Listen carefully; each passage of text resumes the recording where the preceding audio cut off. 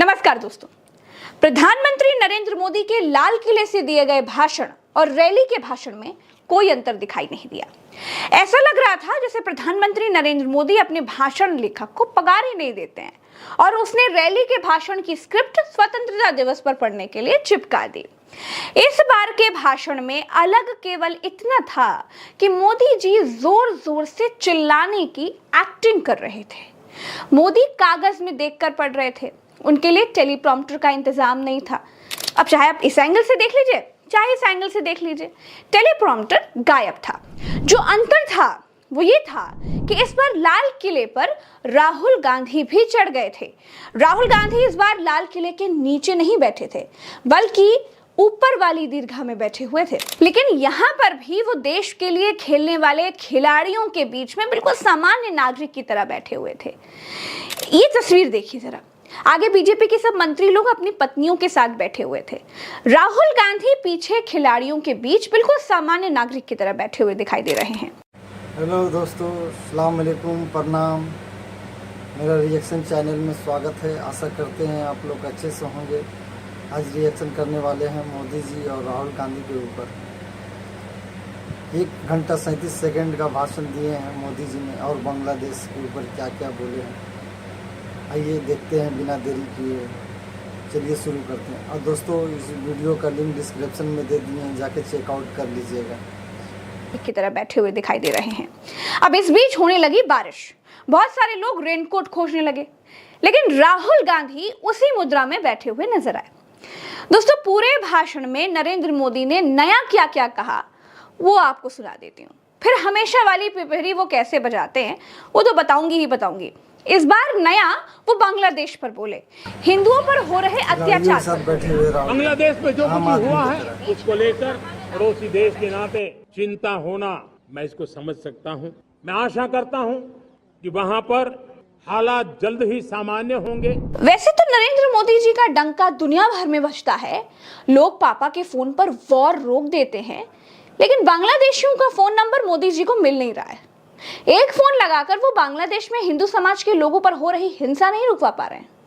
पापा ये क्यों नहीं कर पा रहे हैं? ये करने के लिए उनके मोबाइल में टावर आखिर क्यों नहीं आ रहा है, ये तो पापा ही जाने। इस बार मोदी ने 1 घंटे 37 मिनट का अपने 10 साल के इतिहास का सबसे लंबा भाषण दिया है। सारी रैलियों की स्क्रिप्ट उनको पहले से याद थी, इसे इतना लंबा बोलने में कोई दिक्कत उनको आई नहीं।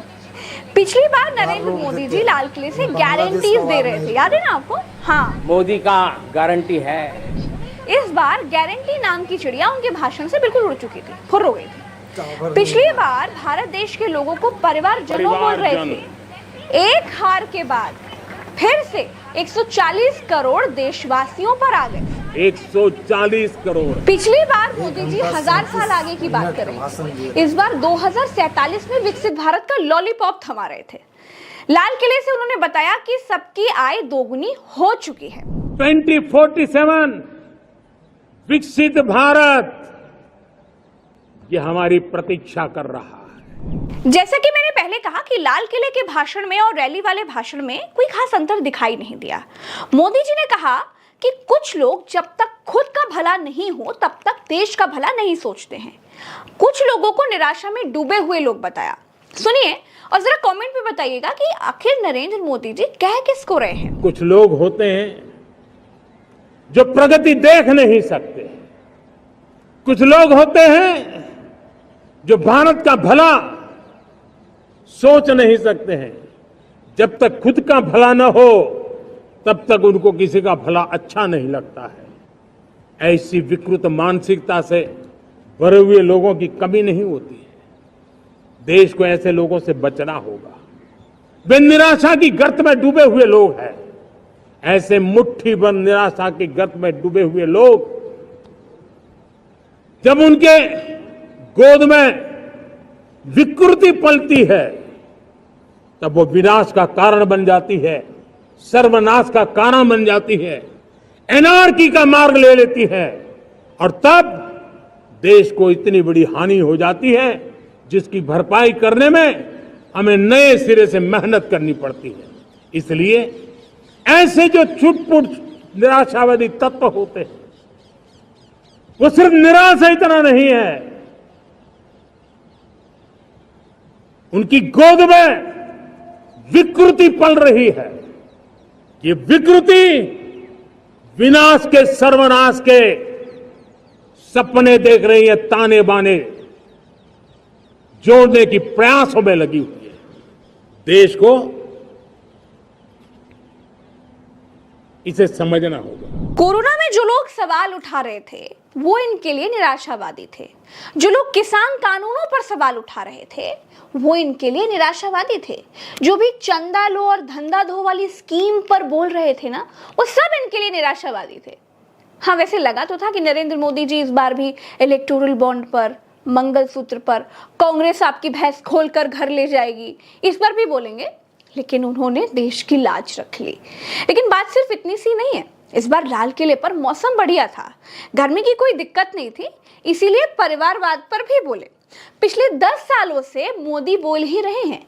इनकी अपनी पार्टी परिवारवाद से कितनी पटी पड़ी है, ये लिस्ट वीडियो जरा पॉज करके देखिएगा आप, और फिर लाल किले से परिवारवाद का उपदेश सुनिए। शुरू कीजिए। मेरे प्यारे देशवासियों, जब मैं देश में एक चिंता हमेशा कहता हूं, परिवारवाद, जातिवाद भारत के लोकतंत्र को बहुत नुकसान कर रहा है। देश को, लोक राजनीति को हमें परिवारवाद और जातिवाद से मुक्ति दिलानी होगी। इसके बाद मोदी जी ने लाल किले से भ्रष्टाचार के खिलाफ जंग लड़ने का चुटकुला भी सुनाया।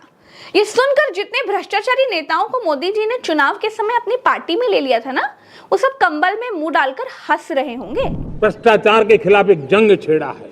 मैं जानता हूं इसकी कीमत मुझे चुकानी पड़ती है, मेरी प्रतिष्ठा को चुकानी पड़ती है, लेकिन राष्ट्र से बड़ी मेरी प्रतिष्ठा नहीं हो सकती है। राष्ट्र के सपनों से बड़ा मेरा सपना नहीं हो सकता। और इसलिए ईमानदारी के साथ भ्रष्टाचार के खिलाफ मेरी लड़ाई जारी रहेगी। अगर आप पूछेंगे कि इस बार के बैसाखियों वाले नरेंद्र मोदी में और पिछली बार के मेरी गारंटी वाले नरेंद्र मोदी में आखिर क्या अंतर है, तो मेरा उत्तर यह है दोस्तों कि मोदी अब तक खुद परमात्मा से बात करके अपना फैसला लोगों पर थोप देते थे। हर चीज को अपने दिमाग की उपज बताते थे, जहाज को खुद ही बादलों में छिपा देते थे। लेकिन इस बार लोगों की राय के बारे में बात करते नजर आए। मतलब जनता ने सबक सिखा दिया है। हमने देशवासियों से सुझाव मांगे और मुझे प्रसन्नता है कि मेरे देश के करोड़ों नागरिकों ने विकसित भारत 2047 के लिए अनगिनत सुझाव दिए। पिछली कुछ बार लोग मोदी भारत जी का भला गारंटी नहीं थे चाहता है। और इस बार देश के 140 करोड़ देशवासियों को समृद्ध भारत बनाने के लिए लेक्चर दे रहे थे। अगर 40 करोड़ देशवासी अपने पुरुषार्थ से, अपने समर्पण से, अपने त्याग से, अपने बलिदान से बाहर रोक देते हैं, क्या करिए भाई, बांग्लादेश का रैली बाहर के नहीं भाषण रोका। और लाल किले के भाषण में अंतर समझिए। प्रधानमंत्री कार्यालय आपको मोटी रकम कॉपी पेस्ट करने के लिए तो देता नहीं होगा ना। इस वीडियो में इतना ही, चलते हैं। राम राम, दुआ सलाम, जय हिंद। दोस्तों, इस वीडियो का ओरिजिनल लिंक डिस्क्रिप्शन में दे देंगे, उसे भी चेकआउट कर लीजिएगा जाके। दोस्तों, आशा करते हैं आपको वीडियो अच्छा लगा हो। वीडियो अगर अच्छा लगा हो तो लाइक सब्सक्राइब कर दीजिए। मिलते हैं नेक्स्ट वीडियो में, तब तक के लिए जय हिंद।